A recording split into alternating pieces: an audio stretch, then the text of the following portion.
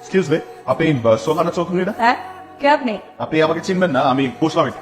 গত 2 দিন আগে আপনি আমার কল সেন্টারে ফোন দিছিলেন, আত্মহত্যার মিথ্যা হুমকি দিছিলেন। কেন? আমি আপনাকে কেন ফোন করতে যাব? আপনি কেন ফোন করতে যাবেন সেটা আমি জানি না, কিন্তু আপনি ফোন করছিলেন। দীপু, আপনি আমাকে ডিস্টার্ব করবেন। আপনি জানেন আমি কে? জানি না, কিন্তু হবেন কোনো বড় লোকের স্পয়েল চাইল্ড। দেখেন, সেটা জেনে আমার কোনো লাভ নেই। আমি শুধু এটা জানতে চাই যে আপনি আমার কল সেন্টারে ফোন দিয়ে উল্টাপাল্টা কথা কেন বলছেন। দেখুন, আমি কোনো ফোন করি না। এখান থেকে ওঠেন, যান। ঠিক আছে, এই নাম্বারটা দেখুন তো আপনার কিনা। এখানে যে ছবিটা আছে, আপনার নাম, আপনার মায়ের নাম, বাবার নাম, আপনার এনআইডি আইডি এবং নাম্বার সবকিছু দেখুন তো মিলিয়ে যে ঠিক আছে কিনা।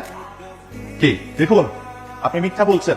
রাইট, আপনি আমাকে সত্যিটা বলবেন। সত্যিটা যদি না বলেন তাহলে কিন্তু সমস্যা হবে। আমি আপনাকে বলে দিচ্ছি, আপনি কেন ফোন দিয়েছিলেন, কেন বিরক্ত করেছিলেন, সমস্যা কি আপনার?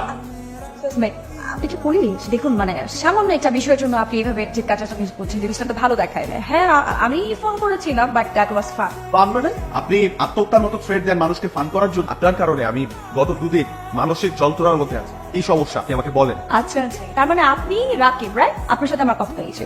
অ্যাকচুয়ালি আমি আত্মহত্যা করিনি, আত্মহত্যা করবো। আমি আত্মহত্যার কথা বলেছি যাতে আপনি আমার সাথে একটু বেশি সময় কথা বলেন, না আমার সময়টা যাতে একটু ভালো থাকে। যদি আত্মহত্যার কথা না বলতেন, আপনি তো আমার সাথে কথা বলতেন, এই কারণে বলেছি। তাহলে কল কেটে দিয়েছিলেন কেন? বাসা পুলিশ আসছে, তার একটা কথা বললাম, আমি কিছু শুনতে চাইনি। আমি তোমাকে আগে দিয়ে আসি। ফ্লাইটটা আমি পারবো। মেয়েটাকে যেতে দিলি কেন? যেতে চাইলে যেতে দিব না তো কি করবো? তুই তো দেখি আসলেই গাধা, কিছুই বুঝিস না। তুই ওরা বললে তো থাকতো। বড় লোকের মেয়ে, এখানে থাকলে কষ্ট হয়ে যাবে। কোনো কষ্ট হবে না। তুই কি বুঝোস না তোকে ভালোবাসে? হিরে যা। বেবি, তুমি গুছিয়ে ফেলছো, তোমার এত পরিবর্তন। আমি ভেবেছি আজকের পর থেকে আর উল্টাপাল্টা কিছু খাবো না, কাজও করবো না। I think I am love. কি ছেলেটাকে? ওর নাম রাখ।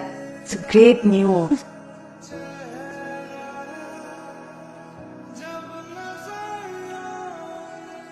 কি খাবে বলো? না না, কিছু খাবো না। সোহানা, তোমার সাথে আমার একটা সিরিয়াস কথা আছে। আমারও তোমাকে একটা সিরিয়াস কথা বলার আছে। হ্যাঁ হ্যাঁ, বলো না। তুমি আগে বলো। সোহানা, তুমি আমাকে যে চ্যালেঞ্জটা দিছিলে সেটা আমি হেরে গেছি। তুমি চেকটা রাখো। মানে কি বুঝছো তুমি? মানে চ্যালেঞ্জটা ছিল যে জীবনকে চেনা, জীবনকে ভালোবাসা। তা আমি তোমাকে কিছু শিখাইতে পারি না। কি হয়েছে তোমার? কেন বলছো ছোট? একদম আমি জানি না তোমার কি হয়েছে, আমি জানতেও চাই না। কিন্তু আমি তোমাকে যেটা বলার জন্য এখানে আসতে বলেছি সেটা হচ্ছে আমি তোমাকে ভালোবাসি। না সোহানা, প্লিজ, তুমি যেটা ভাবতেছো ওটা আসলে ভালোবাসা না, কয়েকদিনের ফ্যান্টাসি। এটা দেখতে রঙিন কাচের মতো, দূর থেকে দেখতে খুব সুন্দর, কাছে আসলে ভেঙে গুঁড়ো গুঁড়ো হয়ে যায়। না, এটা কোনো ফ্যাক্টস। আমি সত্যি তোমাকে ভালোবাসি, ভীষণ ভালোবাসি। না, তুমি আমার কথাগুলো বুঝতে পারতেছো না। বুঝবো হয়তো বা কয়টা দিন পর। সোহানা, আমি খুব সরি। আসলে এক একজনের জীবন এক এক রকম। তুমি আমার জীবন বুঝবা না, আমি তোমার পরিস্থিতি বুঝবো না। কিন্তু আমি তোমাকে কথা দিচ্ছি, যতদিন না পর্যন্ত আমি জীবনের সত্যিকারের অর্থ বুঝবো ততদিন আমি তোমার সামনে আসবো না। তুমি ভালো থেকো, আসি। রাখি। জীবন থেকে পালালে জীবনের অর্থ খুঁজে পাওয়া যায় না। মানে তুমি কাপুরুষের মনে হতে পালাচ্ছ। তুমি আমার মুখোমুখি হতে ভয় পাচ্ছ। তাকে হায়ার ক্লাস, মিডল ক্লাসের ক্রাইস বোঝা না বোঝা কিছু ম্যাটার করে। এর শেষে ম্যাটার করে দুটা মানুষের ভালোবাসা মানুষটার ভালো থাকে। জীবনের অর্থ তাহলে তুমি এই বুঝলে? জীবনের অর্থ কি সেটা আমি হয়তো বুঝেছি, হয়তো বাধা। কিন্তু তোমার আর আমার কাছে জীবন যতটা জরুরি, তোর কাছে ঠিক ততটাই সব।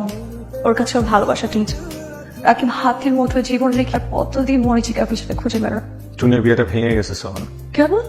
এই মধ্যবিত্ত সমাজে যৌতুক বা অর্থের জন্য বিয়ে ভাঙাটাও একটা সৌন্দর্য।